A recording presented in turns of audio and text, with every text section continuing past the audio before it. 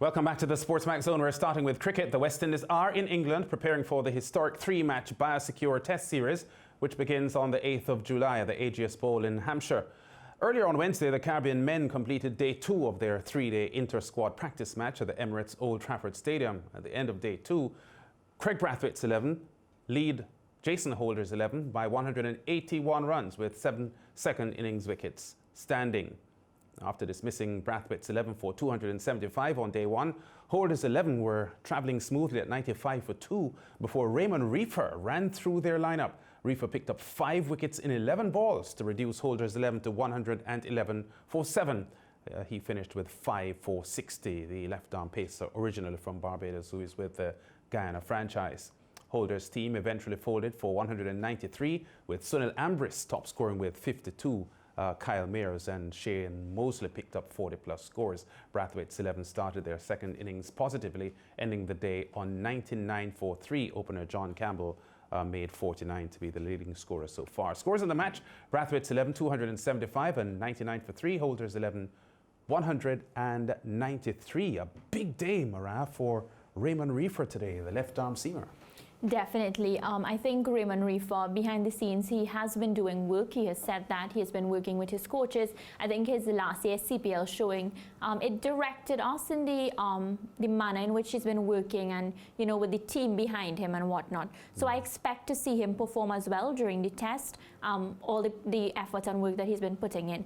Reifer was one that stood out for me. Alzarri Joseph was another one. Holder didn't bowl at all, right? He didn't bowl today either. He didn't bowl in the first innings. He hasn't bowled up to this point in the second. And today he got the opportunity to bat and he went for duck. So that's something that has been very worrying for me so far. But hopefully, I mean, Holder is our #1 test all-rounder. So I'm expecting when we need him the most, he'll step up. Yeah, Raymond Reifer, a left-arm seam bowler that moves the ball a lot, and in English conditions, you would expect that he might be a handful for batsmen, and he was today against his own teammates who were preparing for this first test match. Now, to talk about the match, we are pleased to be joined by many-time Guyanese Sports Journalist of the Year, Avinash Ramzan. Avinash, welcome to the SportsMax Zone. Great to have you on. Thank you very much, Lance. Thank you, Maria, for having me. It's a pleasure. Yeah, well, before we talk about what might happen for the West Indies in this test series, your thoughts quickly on their preparation and what has happened so far in the 3-day practice match. Well, I think the preparation could not have been ideal with COVID-19 in place. I think what has been happening in terms of their preparation is that they're working with what is presented to them at the moment. They'll be looking to do as much as possible as they can in these 3 days and the upcoming 4-day match. The preparation to me, in terms of this match, I think the batting has disappointed a bit. There could have been batsmen going on to bigger scores. We haven't seen 100 yet from any of the batsmen in the 2 completed innings, and I think that has been a disappointment from a batting perspective. But from a bowling point of view, Alzarri Joseph, as you guys mentioned, and Raymond Reifer today, he has been with the Guyana Jaguars franchise for a number of years, and his cricket has really grown over the last couple of years being with the Jaguars, and today, you know, he put that on show. Yeah. Avinash, a lot has been said about the bowling being the most or the more potent aspect of this West Indies team. And a lot has been said, of course, about Jason Holder and Kemar Roach. But certainly in the practice that we've seen so far, Shannon Gabriel returning from injury and young Alzarri Joseph, 4 for in the first innings, 2 already in this second innings, 2 for 17, certainly supporting the view that this isn't a bad bowling lineup, is it? I support Sir Andy Roberts when he said this is probably the best bowling attack put together in the longest while. The guys have been producing. Kemar Roach has matured quite significantly, as well as Shannon Gabriel. Jason Holder has been consistent throughout, and we see the young brigade in Alzarri Joseph.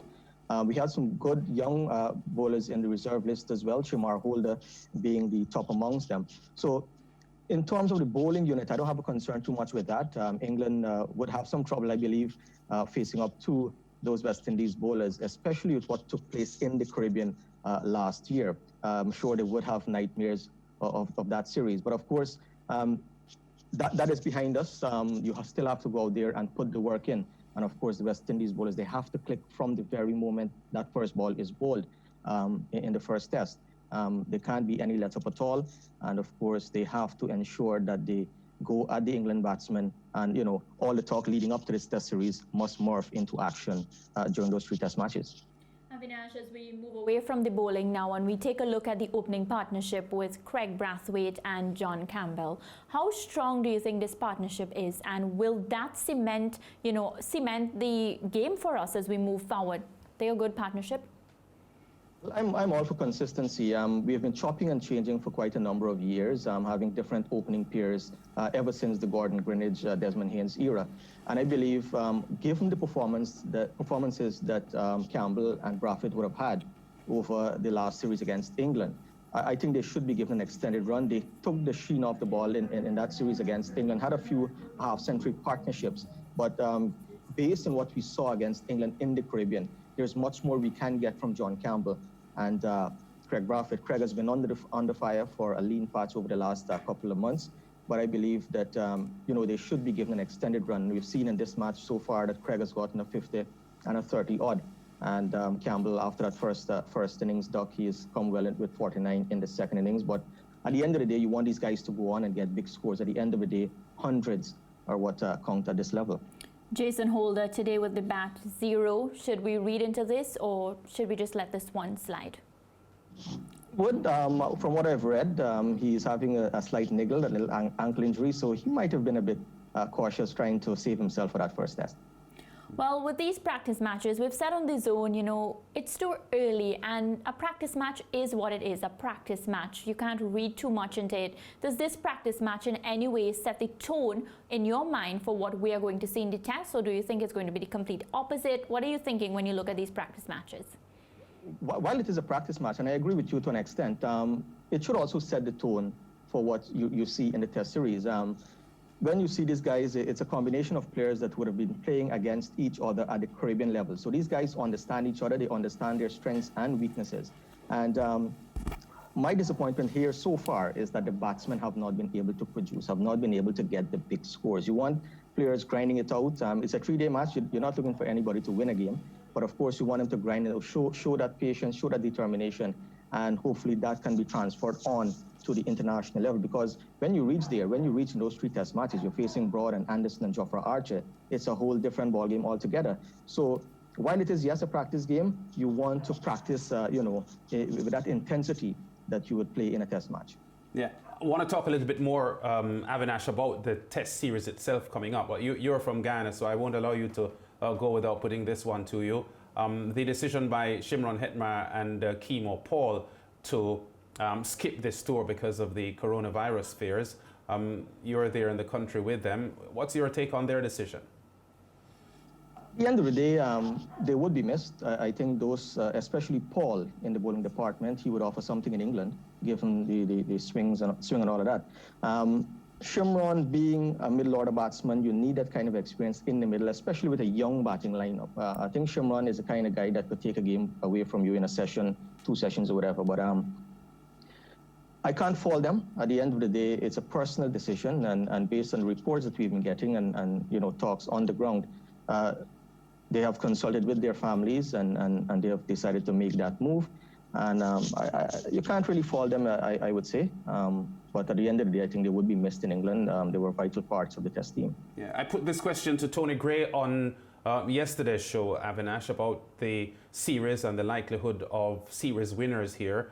Obviously, the England team will feel more comfortable in their home conditions, but they would have fresh on their minds the fact that they were beaten by the West Indies and the Caribbean just over a year ago. Who are favourites for this series from your standpoint? From where I'm looking, I would go with England. And basically because of the numbers that we have seen over the last couple of years. The West Indies last won a Test series in England in 1988 when they won 4-0 in a 5-match series. But since then, there have been 32 Test matches in England during that period, since 1988 to now. West Indies have won just 6. England have won 20. And since that series, the West Indies' best result have been a 2-all draw in 1991 and 95. And since then, they have won just 2 Test matches out of the 21 since 1995. Again, the batting has been the bugbear. In those 21 Test matches since 1995, 40 innings, there have been only 5 totals over 400, 9 totals over 300, and amazingly, 16 totals under 200. 4 of which came in 6 innings in the last series in 2017. So I would go with England, basically because of the fact that they're familiar with condition, the previous record are in their favor, and of course they desperately want to win the Wisden Trophy. They have a solid bowling attack, I believe. They have the edge in terms of experience, both in the batting and bowling department. And but at the end of the day, cricket is a funny game, and it's played on the day. So we never know what could happen. Nobody thought that the West Indies could have probably won in 2019 in the Caribbean. So it's a funny thing, and we just have to wait and see.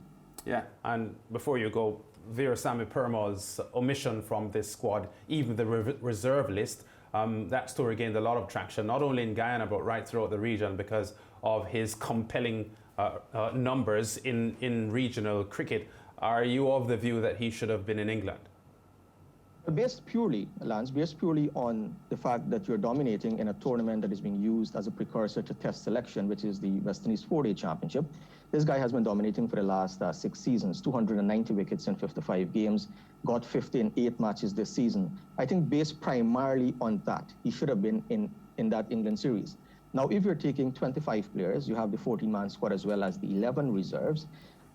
If he couldn't make the Test squad of 14, in the presence of Rakeem Cornwall and Ruston Chase, who are your premier spinners in the Test squad, he should have automatically been in the reserve list. I think it's really disappointing for him personally and for all Guyana for Veerasamy Permaul not to be there, because he has exercised consistency. He has shown great performances over the years, and he is probably among the top 3 fittest guys in Caribbean cricket at the moment. So it's disappointing that he's not there. Yeah. Can you think of any other reason, though? Because one of the reasons given by Chairman of Selectors, Roger Harper, who is also Guyanese, by the way, was that the conditions in England would have been one of the reasons why they didn't think he was a good fit for the tour. Now, these selectors are cricket people. They have cricket brains. You know, I know people very, easily criticize selectors, but I'm one who thinks that selectors are there for a reason, and they must have thought seriously about Permaul because of his compelling figures. Is there anything that Roger Harper said about his non-selection that you think he has a point with? Well, he mentions conditions, and I'm not totally in agreement with that. The fact that you're taking another left-arm spinner in Jamal Warrican, I don't understand the argument about conditions being there. It couldn't be age, it couldn't be performance, it couldn't be fitness. Whether we are hearing the truth from the selection panel or not, we're not sure. What we do know is that he was part of the initial 30-man squad that was assembled. I spoke to him a couple of weeks before the squad was announced, and he told me that he got a call from the selection panel to prepare for that tour. So he was actually in the 30, but the fact that he's not in that 25 to England, which means that Veerasamy Permaul, who has been dominating for the last 6 years of regional cricket, probably the leading wicket taker in the 4-Day Championship, is at the moment not among the top 25 cricketers of the region. And you don't think the fact that the 6 Test appearances that he has had in the past and not done much with it would have been a factor at all in the selection panel's decision? Well, that could have been a factor, but it was never made public. What I do believe is if you're playing a guy at the international level and he's failing, you tell him to go back to the regional competitions and produce the goods. Which he did. Which he did, yes, consistently for 6 years. Yes. And you're not picking him. Well, then it has to be something other than performance. Avinash, great talking to you, and we'll be in touch throughout this series as the entire cricketing world, we have to say, is glued on England, because this is the only place at the moment where they are actually getting ready for international cricket. Thanks for talking to us. Thank you very much, Lance. Yeah, so Avinash, very comprehensive, yes, in his analysis of this upcoming series, and of the view, as many people are, that England have to be considered favourites here if they will win the series or avoid defeat in the series. It's left to be seen, but based on his assessment, he has to give England the edge. And I'm actually with him when he listed the points. He said the fact that England is playing at home. He spoke about the statistics. He spoke about England's hunger to win. I feel like England does have the advantage, and this therefore has to push the West Indies team to work harder. We are going to a break now on the SportsMax Zone. Still a lot more to come, including talk about more discussion about Black Lives Matter and the NBA, because there's a lot happening in the Lakers camp. And Ajani will be talking to us about that. Stay tuned. The Zone after the break.